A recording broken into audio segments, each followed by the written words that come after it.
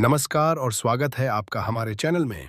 यह कहानी है साल 2018 की, जब रवि गर्मियों की छुट्टियों में अपने ननिहाल उत्तराखंड के एक छोटे से गांव बनगढ़ गया था।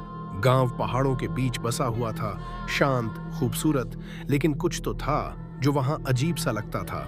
रवि अपनी नानी से पूछता है, नानी, वो गांव के बाहर जो पुरानी हवेली है, वहां कोई रहता है क्या? रवि ने हवेली की ओर इशारा करते हुए पूछा।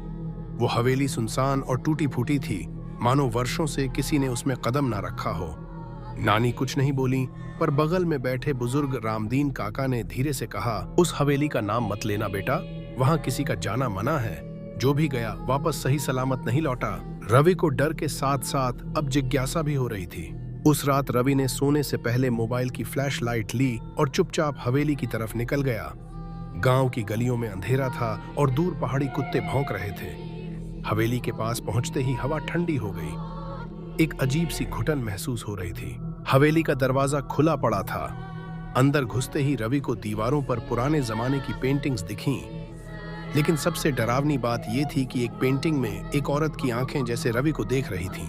रवि बोला, कौन है वहां? कोई जवाब नहीं आया, पर तभी पीछे से किसी के चलने की आवाज आई। रवि मुड़ा, लेकिन कोई नहीं था। तभी एक महिला की धीमी आवाज गूंजी, मेरे साथ ऐसा क्यों हुआ? मेरी कहानी कौन सुनेगा? रवि डर के मारे कांपने लगा।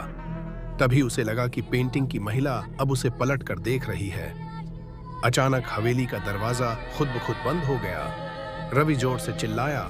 अगली सुबह रवि गांव के मंदिर में बेहोश मिला। जब होश आया तो उसने सबको अपनी आपबीती सुनाई। तब रामदीन काका ने बताया कि उस हवेली में शांति देवी नाम की एक औरत रहती थी, जिसकी हत्या उसके ही पति ने लालच में कर दी थी।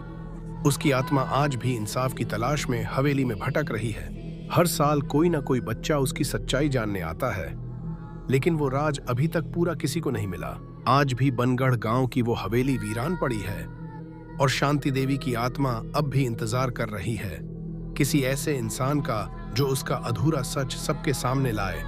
क्या आप उस हवेली में जाने की हिम्मत रखेंगे?